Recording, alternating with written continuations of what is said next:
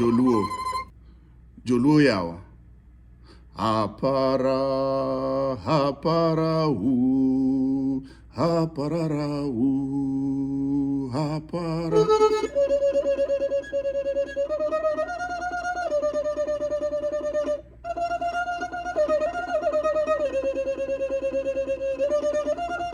So, let's do this thing. The topic today is about the Luo Nation, my Luo Nation. Today, the topic I'd like us to discuss is let Raila go. Yes, if we don't let Raila go, he will leave us. He will leave us like many have left us. And we don't want Raila to leave us unprepared. So we need to let Raila go where he wants to go. And where does Raila want to go? In my opinion, Raila wants to go to AU. Why? Because Raila knows very well that he has done his best to try to become Kenya's president, and it did not work out for him. It did not work out for various reasons, or it was even stolen from him. We know that. And so Raila knows his age now, and Raila has looked and seen. He has looked in the horizon, and he has seen what he wants to do. He has seen his legacy, which he has not achieved yet. A lot of people think that Raila's legacy is what he has done in the past, but that's not all. In a video that I shot here a while back, I let some of you know what a one-on-one discussion with Raila gave me clues as to what he really likes to do. What is his real passion? You know, let's be honest, there's a lot of things, or people talk about wanting to be this or wanting to be that. Do you think Raila's personal goal was to become president? I put it to you, no. And I'm sure this is going to be to the disappointment of a lot of particularly Luo parents, male parents. You all want your children to be what you want them to be. You all want them to be like you or to achieve greatness in the traditional known ways. But greatness doesn't come always in those ways. Having talked to Raila before, I can tell you that Raila's personal ambition was not to be Kenya's president. When I talked to Raila, his personal ambition was to be a Pan-Africanist. That is his passion. And so, having tried all this time to be Kenya's president, and for whatever reason he did not become, he has decided that the AUC chair is what he wants. And so, the Luo Nation, I say it again, we need to let Raila go. Don't let him leave us. We need to let him go. Now, why is it going to be hard for some of you? Yes, it is you. Those who cannot do without Raila are the ones that are holding him back. You are the ones misadvising him. You are the ones telling him that, oh, Baba, if you go, things are going to break down. If you go, we don't have anybody else. If you go, nobody is ready to take on. You are still young. You can continue. Those are misadvice. Those are separation anxiety from the people who are not prepared. But there are many people prepared. Raila actually prepared us. Raila prepared us that he was gonna go and give his life for us. If you remember the last rally that Raila gave somewhere in Kisumu or in Luo land, Raila gave a speech when he was about to be inaugurated as the president of Kenya. You know, the original plan was for Raila to be inaugurated as the president of Kenya. You can ask Miguna, you can ask the people who are in there. Raila was going to be inaugurated as the president of Kenya. And that is why some of his colleagues did not show up. They did not have the courage to be there when Raila was being inaugurated as president of Kenya because of the consequences that they feared. And indeed, things changed. Raila is a smart man. He changed his oath. The oath as it was written by Miguna is not the oath that Raila took. And therefore, things eased off a little bit when Raila took an oath for people's president. But let's go back to that speech. In that speech, for those of you who did not understand Luo, Raila talked to us and he gave a story of those days when if a community was faced by a calamity, they gave sacrifices. Those sacrifices, it's not just the Luo community that gave sacrifices. It goes all the way to the biblical times. Who was it who was about to give his only son as sacrifice to God? I think it was Abraham. Abraham was about to sacrifice Isaac to God. And behold, when God saw his faithfulness, there was a lamb in the thicket that was sacrificed instead. But so in the community, the Luo community, Raila gave a story of a time when the Luo nation was facing a lot of hardship. And when I say this, I don't want anybody to think that the Luo community is weak. No, the Luo community is not weak. We, the Luo nation, came all the way from Sudan. Some of us went all the way to Egypt. If you want to see one of the videos that I did before, I told the story of my ancestors being taken as slaves all the way to Egypt. And then they found that freedom and they trekked down that river. They followed the river all the way to Lake Victoria. When they came to Lake Victoria, around Lake Victoria, where the Luo nation is settled now, you think there was no wars? There were fierce battles, and the Luo overcame. And that's why we are around the lake. It was not because of choice of coincidence. It was because we won those battles. And you know the legendary story even of Luanda Magere that was fought between the Luo and the Nandi. And we kicked them out of the lake because everybody wants to be near water, and we inhabited the lake. Anyway, so in this story about Raila giving this story about calamity in the Luo nation at one point, a sacrifice had to be made. And there was this girl, I think, if you forgive me, I think the name was Wagala. The girl was given as a sacrifice.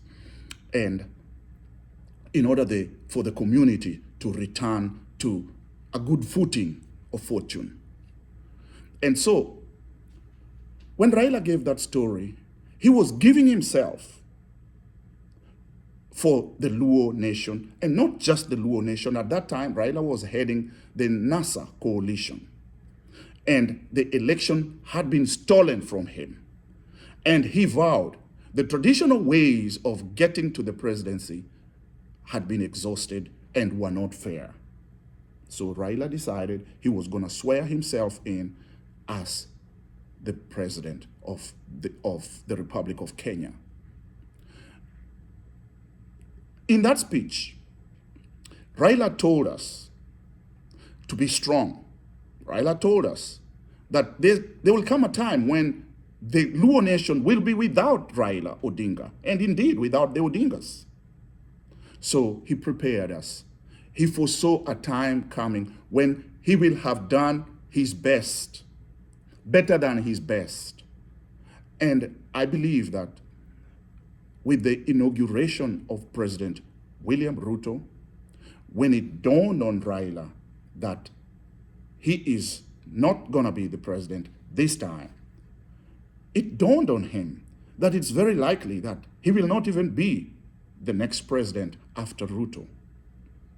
And so his eyes are somewhere else. And with that speech, he has prepared us. So those of you who do not want Raila to go to achieve his most desired ambition, to be a Pan-Africanist, with ascending to the position of the Africa Commission Council Chair, those of you holding Raila back, you are not being fair.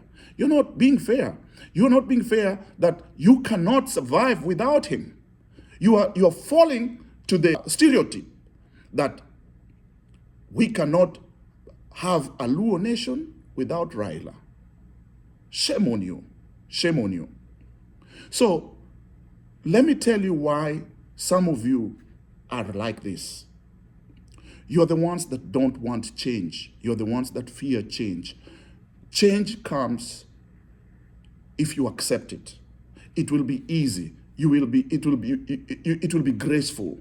But if you don't accept it, it will be forced on you. And when it is forced on you, it may not be pleasant. Okay? Some of you have been around Raila for a very long time, misadvising him. Yes, Raila is not a saint. Raila is a Gwambo, but he is a Gwambo when people actually follow what he desires. But when he is cheated, some of you have been misleading him for many years. The results that Raila has achieved in the past is because of you. You are the ones who, for example, did not advise him and push on him for us to have agents in every constituency. That, oh, Raila is Baba the Fifth. It's going to happen. Let me tell you, it is because of some of your advice that the deceased, the late Chief of Defense Forces, General Francis Ogola, went to Bomas. Some of you advised General Ogola to go to Bomas. Some of you, and of course, we cannot absolve the former president. I have a very big beef with the former president. Number one, he was conning Raila all along. There were people around Raila, but they could not advise him. And so it was a long con.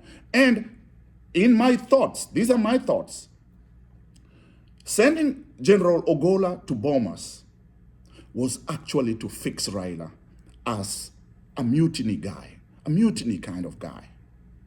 They've tried to associate Raila with the 1992 coup. And so they are also trying to associate Raila with the 2022 presence of the military at Bomas. The people who sent General Ogola did two very drastic things. The first thing they did was they were the reason why even Chebukati and the foreign nations sided with Ruto. Because it was an overt threat. You know, there's overt and covert. Overt threat is, you see the threat right there. Covert threat means, hey, you know what? If you don't do this, and maybe it's a telephone call or it's something we don't see, but the person gets it. They could have done that, but they did an overt threat of sending the CDF there because Uhuru gave the order. Kibochi, I believe, who was the CDF then, was supposed to go, and he passed it to General Ogola. And why was General Ogola the one being sent there? Because General Ogola was a Luo, so that it will look like he was siding with Raila, so that it is tribal. And then if fracas occurred, the point of the matter is that telephone calls were occurring on the other side. Don't you see? Hey, the United States, don't you see? The general has been sent to the Bomas. The military is not supposed to appear in a civil process. And you can see, Raila is there. Who has sent Raila? Raila did not have the powers to order Ogola. Raila did not ask for Ogola to be there. And the advisors who were there, some of them were privy to this plan. And once the United States and the other foreign powers saw what was happening, it was very dangerous and it was very scaring. And they decided, let's go ahead, let Wafula Chebukati announce Ruto as the winner, and let's recognize Ruto. And that was the end of it. That is how Raila lost that election. If CDF Ogola was not there, things could have perhaps been different. And so, some of you have been misadvising Raila all these years. I am asking you, it is time for you to find another job. Find another job, because we need to move on. Let me give you another example. I happen to be one of the people who used to go to the City Stadium and Nyayo Stadium those days when our club, Gor Mahia, was playing. Yes, I was a big fan of Gor Mahia. I still am. And I remember when we were in City Stadium, whenever Gor Mahia was not doing good, there came a season, I don't want to call it that it was happening all the time. There was a season when if Gor Mahia does not score a goal and the ball happened to have been hit into the crowd, do you know what we did to that ball? We grabbed it and stabbed it, because we believed that that ball was not going to be good luck. We needed to break that luck in order for us to score. Now, whether we won because we did that or not, I don't know. But I put it to you, it was just superstition, just stupid beliefs, if you ask me. Okay? What did Gor Mahia have to do to become the number one club in Kenya? It was just to play the beautiful game of soccer, or football as we call it. To play it the right way. Beta pembeni na beta pembeni te, beta pembeni, shoot, goal. You played footcraft is what makes you win. It is not witchcraft or beliefs. And when God did that, we became winners. And so, this AU job is a good thing. It's a good thing for Raila because it is what he's been wanting. Trust me, it is what he really wants. Don't mess it up for him. Number two, it's really good for Kenya because Kenya will be representing, okay? And it is also good for Pan-Africanism. I have spoken to Raila one-on-one, and he has very beautiful goals for Africa, my friends. Raila is a mover and a shaker. And if he sits in that position, there is going to be change in Africa like we have never seen it. That change will be good for Kenya, for East Africa, and for Africa. You can take these words and write it, or it's a check I'm giving you. You can take it to the bank and you will cash it. And if you cannot cash it, I'm going nowhere. I am here. Tell me what your check was worth. Okay? So that's where we are. Now, there are those who are not necessarily Raila advisors, but they are saying that Raila really should not go to this thing because Ruto is tricking him. Because it's a trick. Let me tell you guys, I have studied Ruto and I know Ruto. It can't be a trick. And here is why. If Ruto wants Raila to take that position so that Raila is out of the way, let's take that premise. Ruto wants to give Raila this job so that Raila is out of the way, so that Ruto can devour all these other people left here. If that's the case, then he will be doing that more. He will be wanting Raila to actually get the job. But those who are saying it's a con, that he actually is not supporting Raila, let me ask you, what benefit will Ruto gain when Raila goes there and loses? What will become of Raila if Raila goes to Addis Ababa in that election and he loses?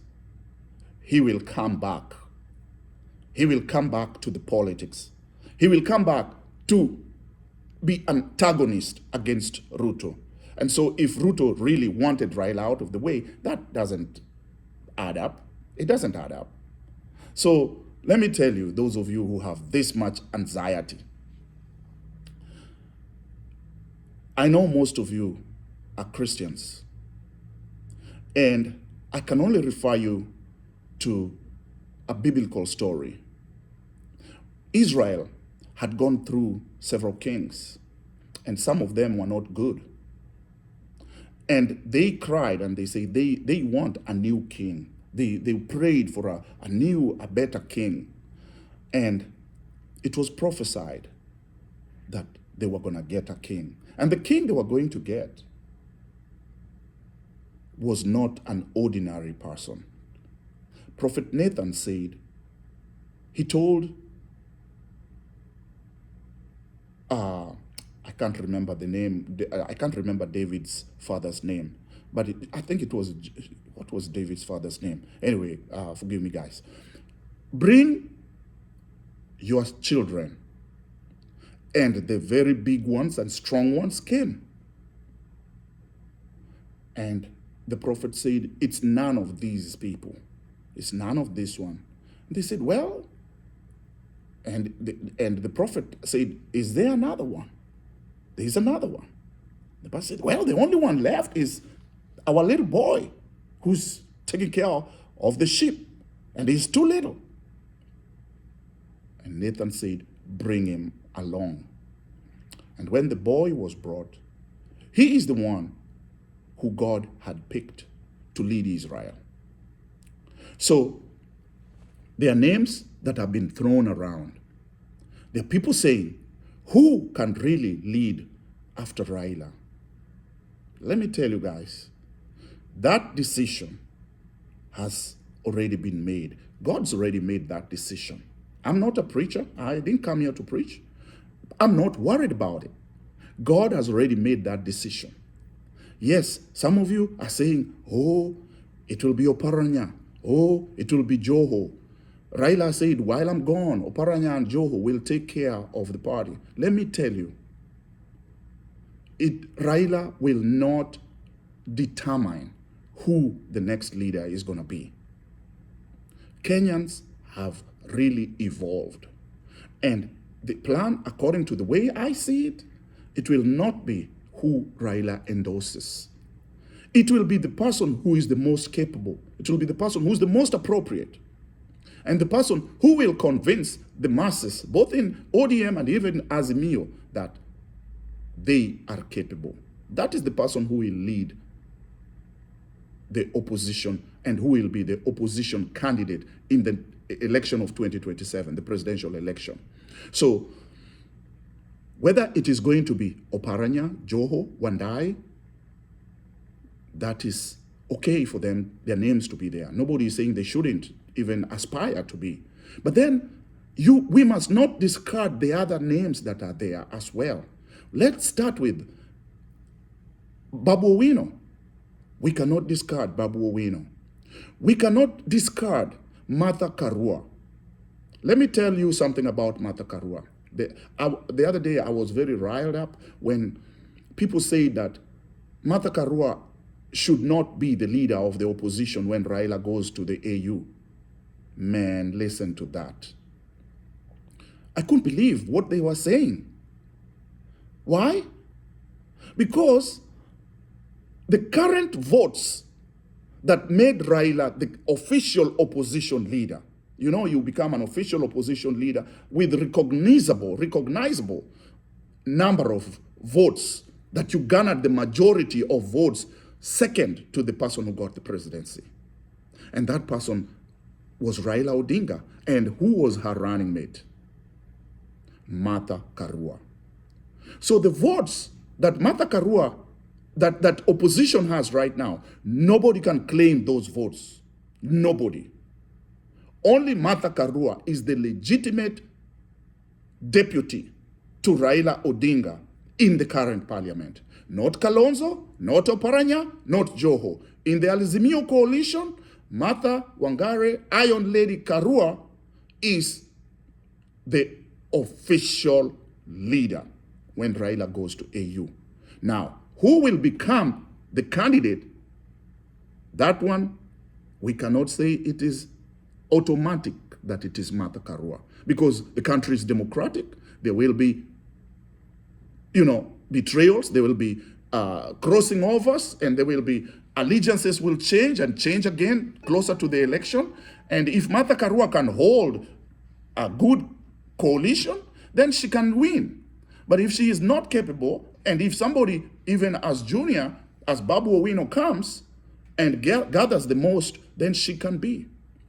I put it to you that the next candidate to the next election, because I've already emphasized that the person who is the qualified person, not just qualified. Actually, I'm not a lawyer, but Okiom Tata is not a lawyer, but he wins cases.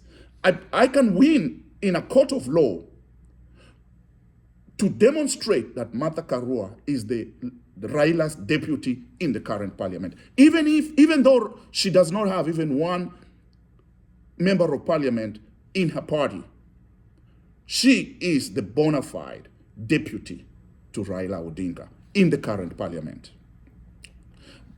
But the people who are gonna emerge, or the person whom I feel is gonna be the next presidential candidate, I want the Luo nation to understand this.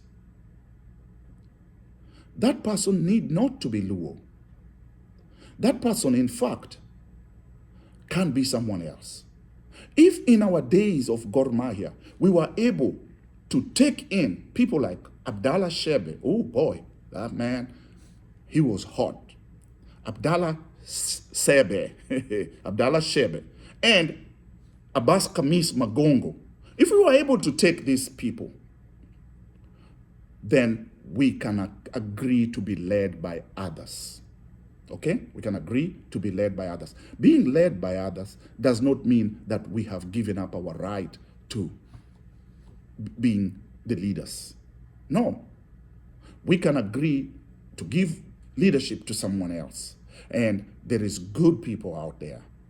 Edwin Sifuna, oh my God, a very good guy. The governor of Homa Bay, yeah, she's a Luo. Although, the people from Homa Bay say they are Subas, but she's a Luo. She can make a very good president. Martha Wangari Karua can make a very good president. And especially them being ladies. Oh, that will be so good. If Suluhu can become president in Tanzania and lead Tanzania,